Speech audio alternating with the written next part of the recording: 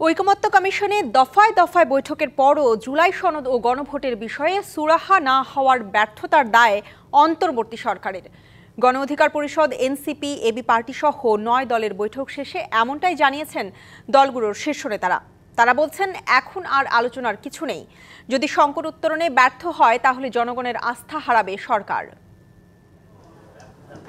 জুলাই সনদের আইনি ভিত্তি এবং রাজনৈতিক ঐক্য প্রতিষ্ঠার লক্ষ্যে গণতন্ত্র মঞ্চের ডাকে এই জরুরি সভা।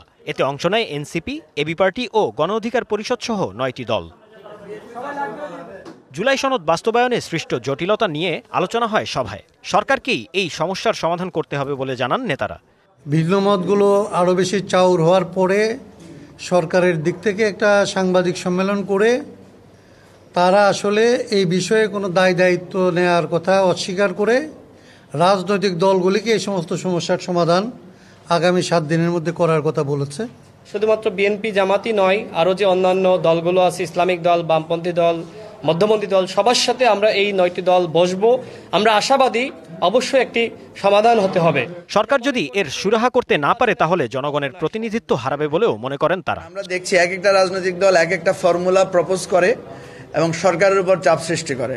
তখন আরেকটা দল বলে এরা তো এর কথা অনুসারে কাজ করেছে। আমরা যদি এখন একটা ফর্মুলা বলি তখন দেখা যাবে যে এটা একটা নতুন ঝামেলা তৈরি করবে। সরকার যদি সংস্কারের ব্যাপারে সাহসী ভূমিকা পালন করতে ব্যর্থ হয় তাহলে এই সংস্কারকে সম্পূর্ণ করা সম্ভবপর হবে না এবং সরকারও তাদের ম্যান্ডেট থেকে চ্যুত হয়ে পড়বেন। সংস্কার থেকে মুখ ঘুরিয়ে দেওয়ার জন্য বিএনপি মনোনয়ন প্রক্রিয়া শুরু করেছে বলে মন্তব্য করেন এনসিপির মুখ্য সংগঠক নাসির উদ্দিন পাটোয়ারি। নির্বাচন আসলেই যখনই কোনো সংকট বাংলাদেশে আসে, এই সংকটের মধ্যে আগুনে ঘি জ্বেলে দেয় প্রথম আলোর এই ধরনের অপসাংবাদিকতা বন্ধ করতে হবে। এখন বাংলাদেশে প্রথম আলো নিয়ে কথা বললে অনেকে ভয় পায়। প্রথম আলো নিয়ে আর ভয় পাওয়ার দরকার নাই, ডেইলি স্টার নিয়ে ভয় পাওয়ার আর দরকার নাই। এজন্য মতি ভাইকে আহ্বান জানাবো, হয়তো সাংবাদিকতা করেন নাহলে রাজনীতি করেন।